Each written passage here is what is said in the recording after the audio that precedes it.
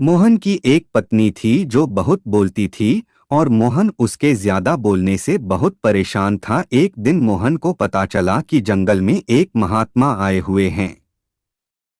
वह अपनी पत्नी को उनके पास लेकर जाता है और कहता है कि मुनिवर, कृपा करके आप इसे समझाइए, यह बहुत बोलती है। मेरे मना करने के बाद भी इसका दिन भर इसका मुंह चलता ही रहता है। मैं इसे कितना समझाता हूँ कि कम बोला कर चुप रहना सीख, लेकिन नहीं, और हर बार इसकी वजह से लड़ाई होती है। महात्मा मुस्कुराए और बोले, मैं तुम्हें इस बात को एक कहानी की मदद से समझाता हूँ। मेरा गुरु का एक शिष्य था जो बहुत बोलता था। वह हर समय इधर उधर की बातें करता था और कभी शांत नहीं रहता था। जब वह दान लेने के लिए जाता तो हर घर से एक नई कहानी लेकर आता और आश्रम के दूसरे शिष्यों को सुनाता, और एक शिष्य की दूसरे से बुराई करता, चुगली करता और दूसरों के सामने अच्छा बनने का प्रयास करता और खुद के मुंह से ही खुद की तारीफ करता रहता। और हम हमेशा खुद को गुरु के सामने सबसे बुद्धिमान और उत्तम साबित करने का प्रयास करता। वह खुद को सभी शिष्यों से अलग और श्रेष्ठ मानता था। उसका कहना था कि मैं एक अमीर घर का बालक हूँ, अगर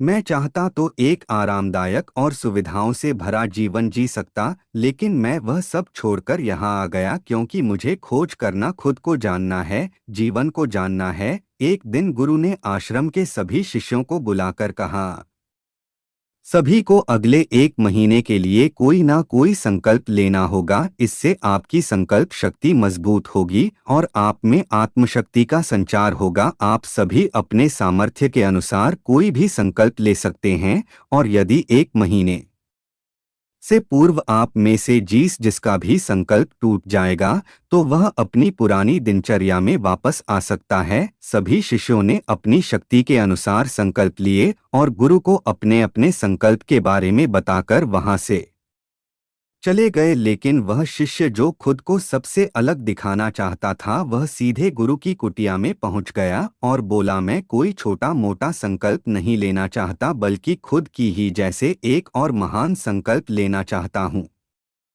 कृपया आप ही बताएं मुझे क्या संकल्प लेना चाहिए। उसकी यह बात सुनकर गुरु मुस्कुराए, बोले, क्या तुम मेरे द्वारा दिए गए संकल्प को पूरा कर पाओगे? क्या तुम्हारे लिए उसे पूरा करना संभव होगा? शायद नहीं, वह तुम्हारे लिए संभव नहीं, तुम उसे पूरा नहीं कर पाओगे। शिष्य ने कहा, नहीं गुरुदेव, आप जो भी संकल्प मुझे देंगे मैं जरूर उसे पूरा करूंगा। गुरु ने कहा, ठीक है, तो तुम अगले एक महीने तक चुप रहो, मुंह से एक शब्द भी नहीं निकालो, यही है तुम्हारा संकल्प। शिष्य ने कहा, गुरुदेव, यह भी कोई संकल्प है? यह तो बहुत ही आसान है, आप कोई संकल्प दीजिए जो मेरी योग्यता के बराबर हो। गुरु ने कहा, पहले तो तुम इस संकल्प को तो पूरा करके दिखाओ। शिष्य ने गुरु की बात मान ली और वह उसी समय चुप हो गया और पलटकर कुटिया से बाहर चला गया। उसे चुप रहना बहुत आसान लग रहा था। उसने एक दिन तो जैसे तैसे चुप रहकर काट लिया,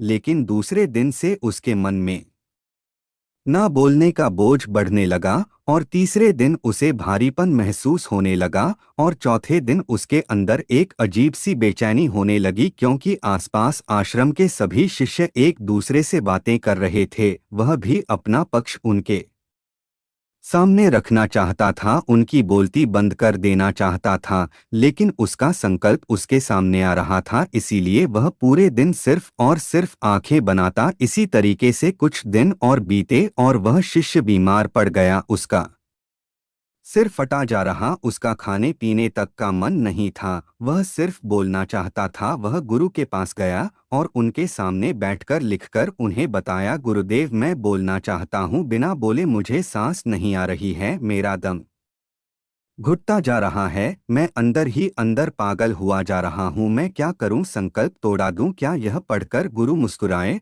और बोले, मैं संकल्पने के लिए नहीं होते, लेकिन जो अपने संकल्प को पूरा कर लेता है वह अपनी आंतरिक शक्ति को बढ़ाता है, और जो अपनी आंतरिक शक्ति को बढ़ा लेता है वह समाज और जागृति की राह पर आगे बढ़ जाता है। संकल्प का लेना भी तुम्हारे हाथ में था और इसे तोड़ना भी तुम्हारे हाथ में है। तुम्हारे बहुत से भाई अपने संकल्प को तोड़कर अपनी पुरानी दिन पर वापस आ चुके हैं। अगर तुमसे नहीं हो पा रहा तो तुम भी संकल्प तोड़कर अपनी पुरानी दिनचर्या पर वापस जा सकते हो, लेकिन याद रहे, अगर आज तुम इस छोटे से संकल्प को डोट नहीं संभाल पा रहे तो तुम अपनी बाकी की पूरी जिंदगी को कैसे संभाल सकोगे। बाकी फैसला पूरी तरह से तुम्हारे हाथों में है। गुरु की यह बात उस शिष्य के दिल में चोट कर गए। वह बिना कुछ बोले वहां से वापस चला गया और खुद को अपनी कुटिया में बंद कर वह केवल अपने जरूरी कामों के लिए यही कुटिया से बाहर निकलता। बाकी सारे समय कुटिया के अंदर ही बैठा रहा। 15 दिन बीत चुके थे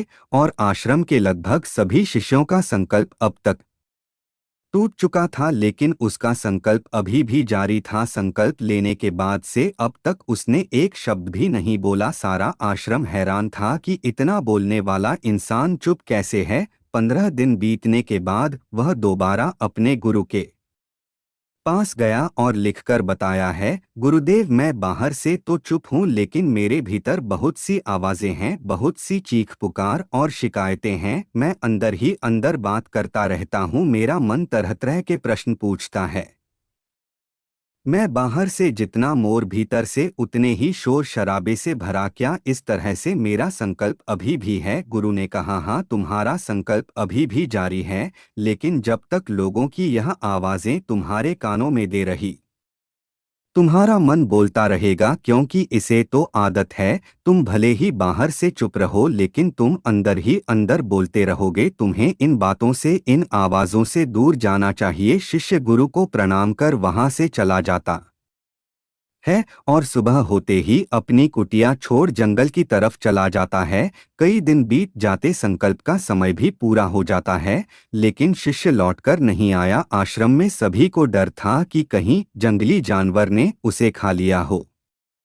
इस बीच उसे ढूंढने की बहुत कोशिश की गई, लेकिन वह कहीं नहीं मिला। गुरु भाइयों ने मान लिया था कि जंगली जानवरों ने उसे अपना शिकार बना लिया है, लेकिन गुरु को ऐसा नहीं लगता। एक दिन आश्रम का एक अन्य शिष्य गुरु के पास आया और बोला, गुरुदेव, हमारे उस अधिक बोलने वाले भाई के साथ क्या हुआ होगा? क्या जानवर ने उसे मार दिया होगा? गुरु ने कहा, हो सकता है कि जानवरों ने उसे अपना शिकार बना लिया हो, लेकिन उसके ना लौटने की एक दूसरी वजह भी हो सकती है। शायद उसे वह मिल गया है जिसके लिए वह गया था। फिर शिष्य ने पूछा, गुरुदेव, क्या ज्यादा बोलना इतना हानिकारक होता है? गुरु ने बोला, कहा, इंसान के जीवन के बहुत सारे दुखों में से एक दुख यह भी है कि वह कभी चुप नहीं रह सकता, हमेशा कुछ ना कुछ बोलता ही रहता है। सिर्फ हमारे बोलने के कारण हमारे आधे से ज्यादा दुख पैदा होते हैं। हम में से कोई भी चुप नहीं रहना चाहता। हम बस सामने वाले को सुना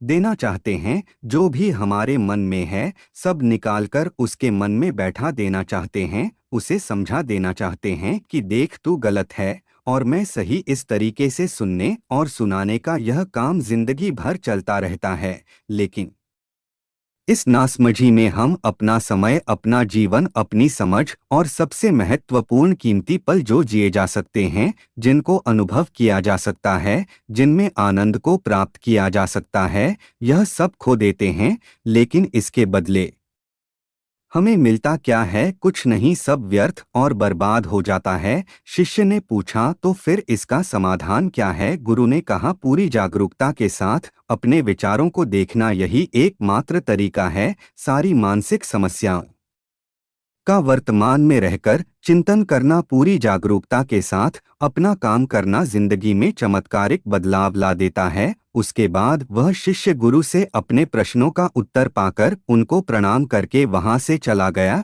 उस शिष्य को आश्रम छोड़कर गए 3 महीने का समय बीत चुका था, लेकिन उसकी कोई खबर नहीं। अब तक तो सभी गुरु भाइयों ने भी उसके वापस लौटने की उम्मीद छोड़ी, लेकिन एक दिन वह आश्रम लौट आता है। लेकिन अब वह नहीं था जो यहाँ से गया था, वह कुछ और ही बनकर वापस आया था। उसके अंदर एक गजब का बदलाव महसूस किया जा सकता था। उसके चेहरे पर एक गजब का ठहराव और आंखों में बड़ी शांति थी। आश्रम में आते ही सभी गुरु भाइयों ने उसे चारों तरफ से घेर लिया और बातें करने लग गए। वह भी अपने गुरु भाइयों से बातें करने लगा। उससे बात करने वाले सभी ने यह अनुभव किया कि अब वह पहले जैसा उतावला और बातूनी नहीं रह गया था। उसके मुंह से एक एक शब्द बहुत ही सुलझे हुए और मधुरता के साथ निकल रहे थे।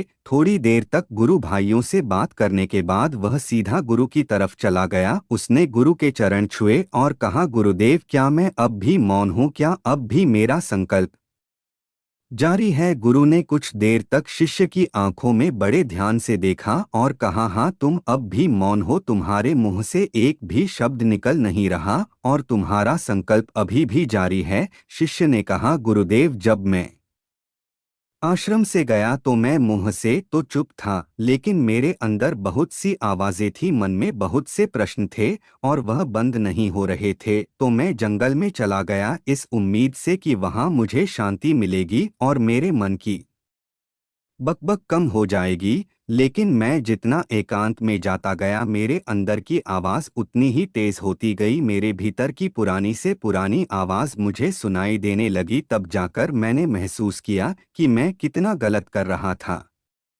जब मैं अपने परिवार वालों, दोस्तों को और गुरु भाइयों को बुरा भला कहता था तो उस समय मुझे लगता था कि मैं सही कह रहा हूँ। जब मैं गुरु भाइयों की एक दूसरे से चुगली करता था और उनका मजाक बनाता, तब भी मुझे यही लगता था कि मैं उनसे बेहतर हूँ और मैं सही कर रहा हूँ। लेकिन उस दिन मैंने पहली बार महसूस किया कि मैं कितना गलत बोलता था। काफी दिनों तक यह आवाजें, यह शिकायतें मेरे अंदर चलती रही, लेकिन धीरे धीरे करके एक दिन यह सारी आवाजें मेरे अंदर से समाप्त हो गई। अब मैं भीतर से भी मौन हो गया। उस घने जंगल में बाहर से कोई बोलने वाला था नहीं और भीतर कोई आवाज बची ही नहीं थी। और मैं उस दिन पहली बार मौन का सही अर्थ समझा।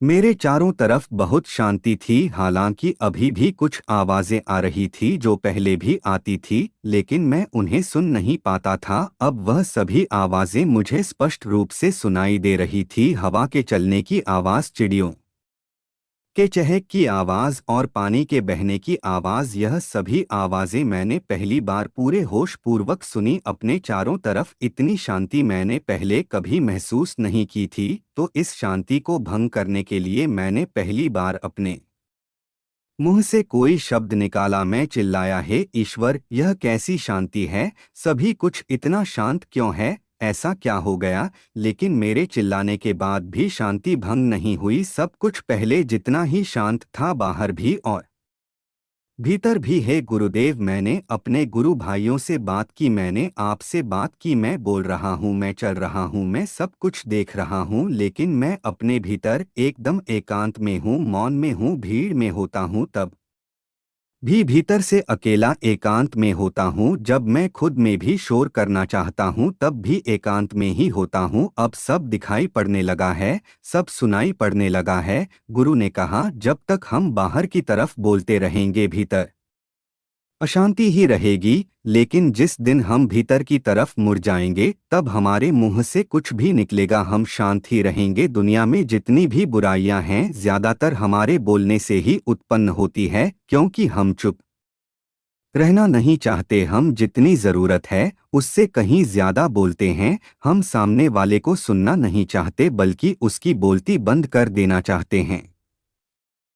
उसे समझा देना चाहते हैं कि मैं कौन हूँ, मैं क्या कर सकता हूँ, और यही हमारी जिंदगी का मकसद बनकर रह जाता है। हमारी सारी ऊर्जा व्यर्थ के बोल में बर्बाद होती रहती है। ऐसे ही समाज में लोगों का जीवन दुखों से भर जाता है, जो हमेशा एक दूसरे को सुनाने में लगे रहते हैं, कभी एक दूसरे को सुनना नहीं चाहते, समझना नहीं चाहते। और चुप रहना तो उन्होंने कभी सीखा ही नहीं, क्योंकि चुप रहना उन्हें छोटा महसूस करवाता है। दुनिया की सभी लड़ाइयाँ का कारण हमारा बोलना ही है, इसलिए हमें सिर्फ उतना ही बोलना चाहिए जितना जरूरी हो, क्योंकि व्यर्थ का बोलना ऊर्जा को नष्ट करना है और यह बोलना ही हमें कभी अपने भीतर की ओर लौटने नहीं देता, क्योंकि यह हमें बाहर की ओर खींच कर रखता है। और बाहर है ही क्या इस संसार के अलावा, लेकिन अगर अपने भीतर के संसार की ओर मोड़ना है तो इस मुंह को बंद ही रखना चाहिए। इसीलिए जितने भी बुद्ध हुए, आत्मज्ञानी हुए,